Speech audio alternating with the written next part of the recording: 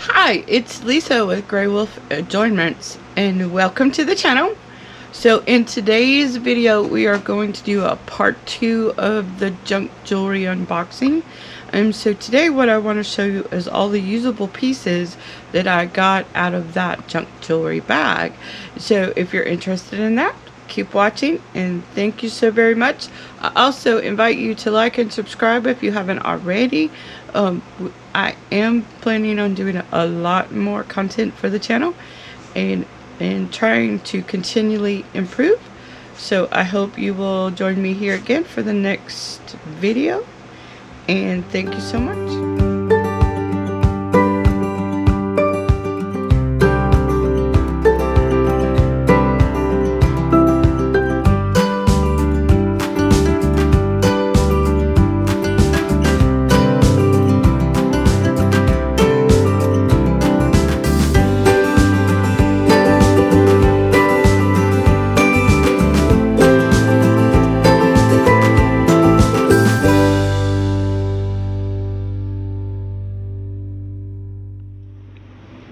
Okay, as you can see, there is a lot of stuff on my desk right now, my work table.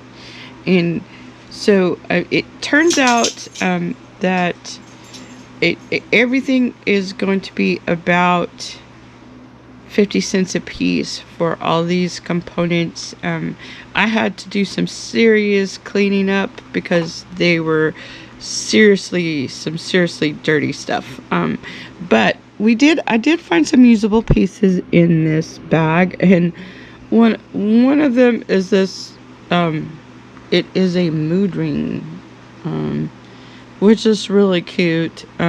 So I do have a gently used section in my online store, so I can put that on my online store and use those. And this was a leather bracelet. There doesn't appear to be anything wrong with the bracelet other than it does have a little wear right there, but for the most part it is quite usable. So that's another usable piece. And then I got this one I found in there. I think it just needs some polishing, and everything else looks good. Even the clasp is in really solid condition. So this is another usable piece that was in there. And the other one that I thought was usable but maybe not quite as stylish would be this little bracelet with the cup rhinestones there, the cup beads. I mean, it's in really awesome shape. It's just a very unusual style bracelet with the cup chain there in the center. So that was that piece. And then there was this piece right here with, it kind of looks like a Celtic knot to a certain extent. It's not the most stylish piece ever, and it's on this big bulky chain. So I'm not sure if I'm going to leave that alone and leave it like it is, or try to turn it into something else. We'll see what we decide with that. But then there's also this necklace with the loops. Again, it's on this really ginormous chainmail type chain with the loops. So I'm not sure if I'm gonna leave it or recycle those loops into something else. And then there's this one, which, you know, I personally, it's out of my taste range. This giant, I guess it's I don't know what that is, a handkerchief or something. I don't know, a scarf is what it looks like to me, but it's on this snake chain type chain.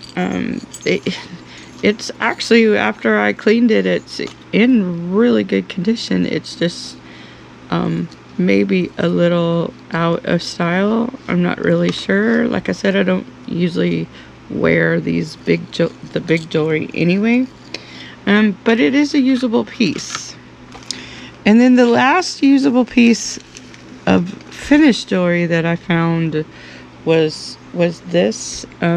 It's just a multiple strands of snake chain, and I think that most of this is just tarnish on there, and it just needs to be polished. I mean, this one is kind of has a timeless style to it, so it may be worth cleaning it up and putting it in the used jewelry section of my shop.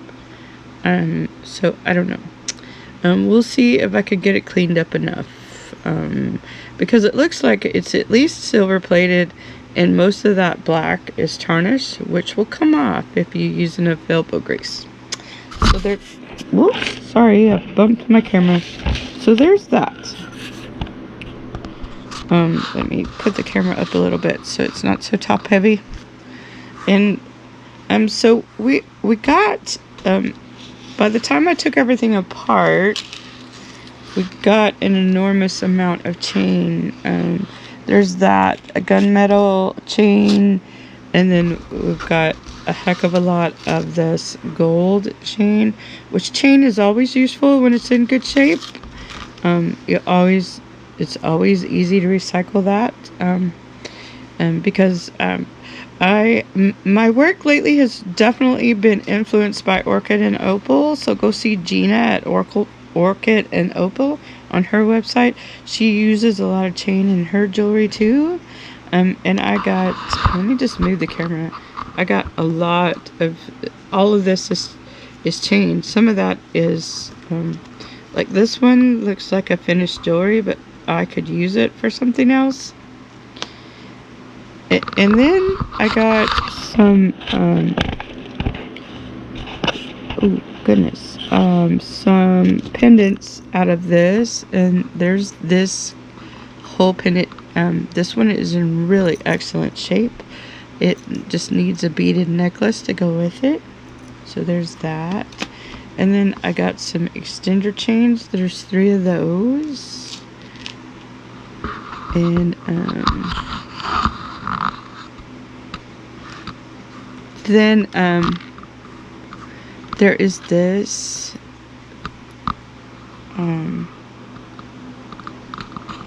it's hollow on the inside, but this is a perfectly usable pendant. And then there's this big giant flower. Again, I'm not usually use the big pendants in my work, but this is usable, so I could fashion something to go with it. And this is actually it rested a little bit. I had to get that off. There is that usable bracelet.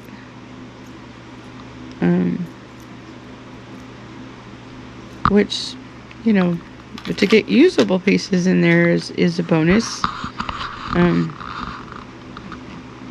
I just now noticed that I missed this last night when I was cleaning this stuff up. I took the wire wrapping off the other one like this, so just to leave the bare wire or the bare frame to bead around. I got a whole lot of frames to work with. This is an old earring that I was going to turn into a bangle.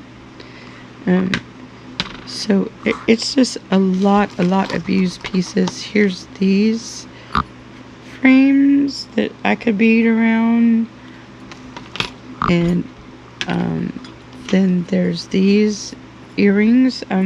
These things are really in good shape after I cleaned them up a little bit. I could leave them as is, but I plan to bead around them and see if I can make them more stylish. And then here's that leaf frame. I took all the string that was in the middle of these out so I could use them to bead around. They're just really up, so I can bead around the inside and the outside. It's just, I have to figure out how to do that, and I've watched enough of Gina's tutorials to know how to do that now. So here's a set like this. I'm not sure if I'm going to make these earrings or if I'm going to make it pendants, so we'll see. And then we have these metal rounds. These are good for beading around, and there's some more of those little metal rounds. This is one of my favorites. I'm not sure what I'm gonna do with that yet. It used to be an earring, but I cut the back off of it. And this is my other favorite. Again, it used to be an earring, but I'm going to turn it into a beaded pendant, so we'll see. And then these, I was really heartbroken because when I was cleaning it, I broke it, so I'm going to have to either solder that back together or just go ahead and chunk that one. So I'm a little sad over that, but well, I'm going to see if I can fix it first. But these are really cool. And I took all the wire wrapping off of it and all the string off of these so I could use them. And then there sits another piece. So I'm not sure what I'm going to do with those. I think I'm going to just make a necklace to go with that. And then this really cool centerpiece right here. I like that. And then I got a cross. This would make a good centerpiece on a bracelet, a beaded bracelet. And then I got this little pendant. And then these filigree leaves. And then I salvaged a bunch of beads off of there. And I don't want to take them out of the bag, but there's those beads. And then these little gold balls. And these are plastic. I'm sure this is acrylic pearls right there. And then this faceted glass. They're faceted glass beads. And that's some more of those faceted glass beads in there. Really cool. And there are those, there's kind of like a filigreed pearl. They're pretty neat beads and they're in very good condition. So I was able to salvage those as well. And now I was a little disappointed because the barrels do show a lot of wear on the corners. But I think that's probably might add to their appeal versus taking away from it. And of course these metal spacer beads are always useful in projects, so I was able to salvage those too. But these little beads look like genuine pearls. They look like versus glass pearls, so I'm gonna have to do something special with them because they are real pearl beads versus the glass ones. And then of course I've got a stack of seed beads, and then there's these little faceted glass bicones that were mixed in with the pearls, which is cool.